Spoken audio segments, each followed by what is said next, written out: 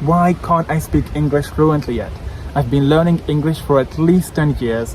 I know most of the grammar, but it still takes so much time to put sentences together, and I make loads of mistakes, and I feel like I speak like a 10-year-old. If this sounds like you and you're thinking something must be wrong with you, I think I chose the best place for me to shoot my first outdoors YouTube video so I can show you this.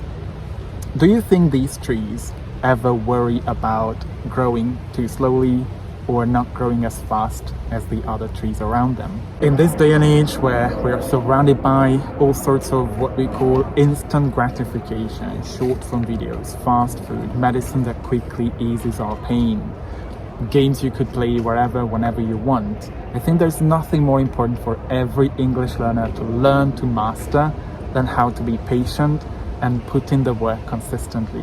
Because when you say your grammar is bad or you can't express yourself so well when you communicate in English, you're already comparing yourself with other people, and we know how much that helps us focus on our own progress when we want to be fluent in English. In today's video, I'll be sharing with you why practicing patience is going to be the skill that will help you boost your progress with your fluency, and why putting in the work, even if we don't see results yet, is going to be so important. Hey English learner, welcome back to this channel. My name is Chubby. I'm an English fluency, learning and language anxiety coach, and this is a channel for English learners who want to learn how to make vocabulary more memorable and how to speak English more confidently, more comfortably, more freely with the help of listening and spoken interaction. So if these are topics you're interested in, don't forget to subscribe if you haven't subscribed yet, and hit the notification bell to get weekly updates on everything around building your fluency.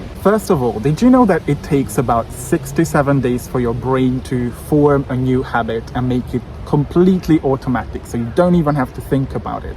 Most people can't wait that long. Maybe they sit down and they spend 10-15 minutes reading a book. They do it for about 1 or 2 weeks, and then they don't see results. They still struggle, they still find it difficult, and they give up.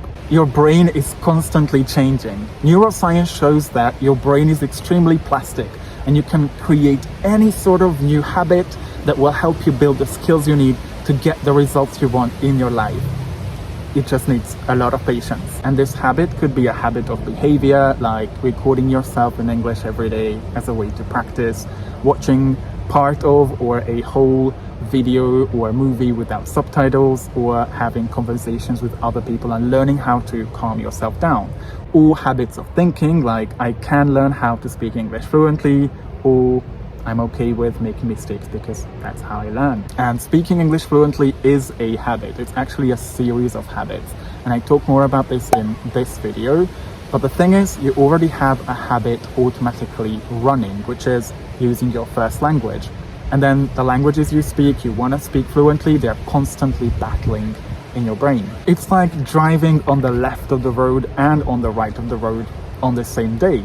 But let's say when you go to work, when you go home and you go to the supermarket, you drive on the left side of the road. But then sometimes, maybe for about 30 minutes, when you go to have lunch, you drive on the right side of the road.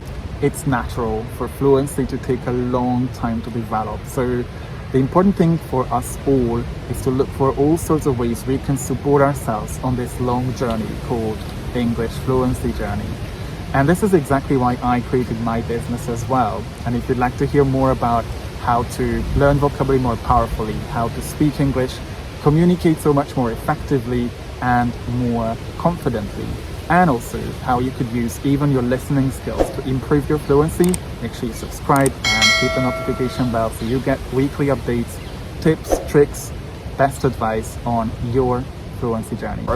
It's not you. It's not your inability to learn languages. You're a human being.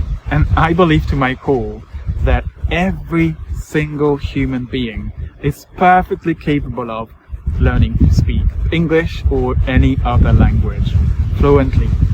The question is, how patient are they with themselves? And as someone who speaks several languages, French, Spanish, Japanese, German, English, I know how important it is to be patient.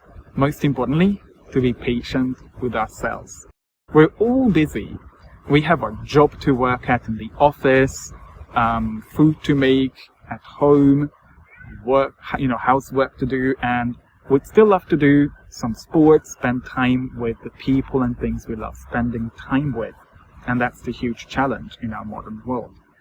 But our world is also incredibly focused on, let's get it now, let's get it quicker, faster kind of mentality, which works against the way language learning works.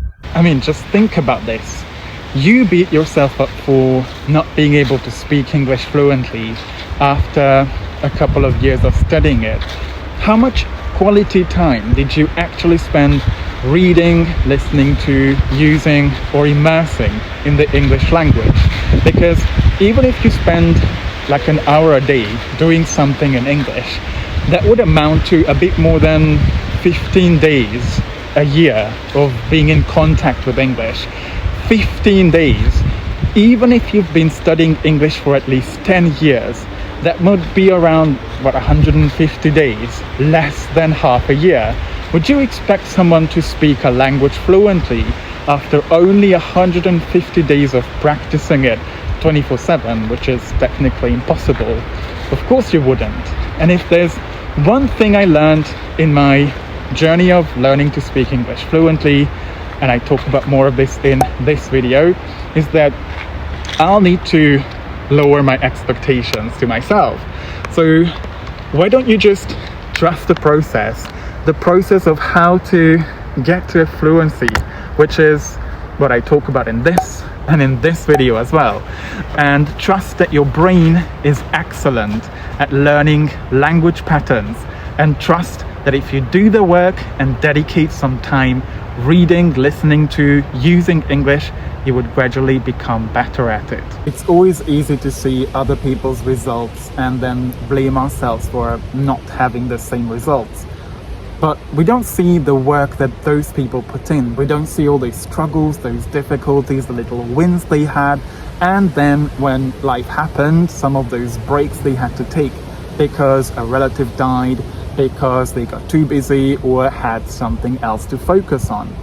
But those people who you see now speaking English fluently and confidently are the ones who put in the work, but not just put in the work of consistently immersing in English, but also finding ways to get back on track as quickly as possible, because it's the habits that define us, that define how quickly we get to the fluency that we really want. But the people you now see speak English fluently and confidently are the ones who stopped asking themselves, why can't I speak English fluently?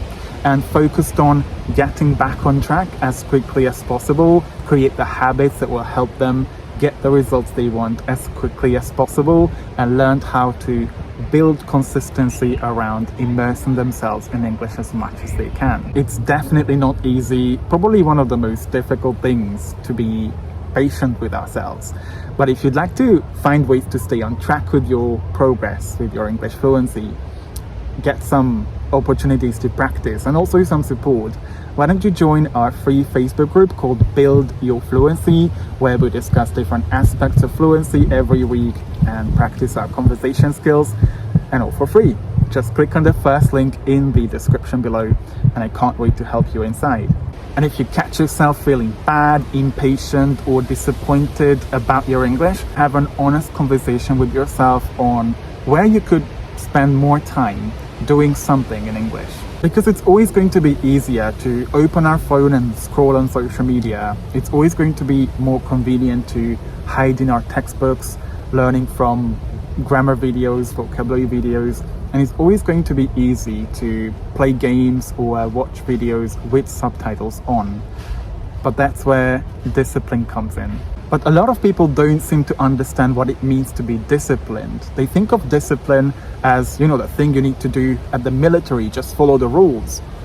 But discipline is more about putting aside current pleasures, checking your phone, playing the games you play, eating fast food, and doing what needs to be done instead of doing what's easy, doing what's safe, and what's convenient in the pursuit of a better, easier, greater life where you no longer worry about the mistakes you make in a conversation, where you know what to say because you have built the skills that you need, and stop asking yourself, why can't I speak English fluently? The only question is, do you choose the easy way, avoiding the uncomfortable, difficult emotions of learning, staying consistent, speaking in front of others, and then start feeling disappointed about how fluently you speak English? Or do you choose to do something, use English every day, paying attention to how you could make the most of the limited amount of time you spend learning English so you can build the skills you need,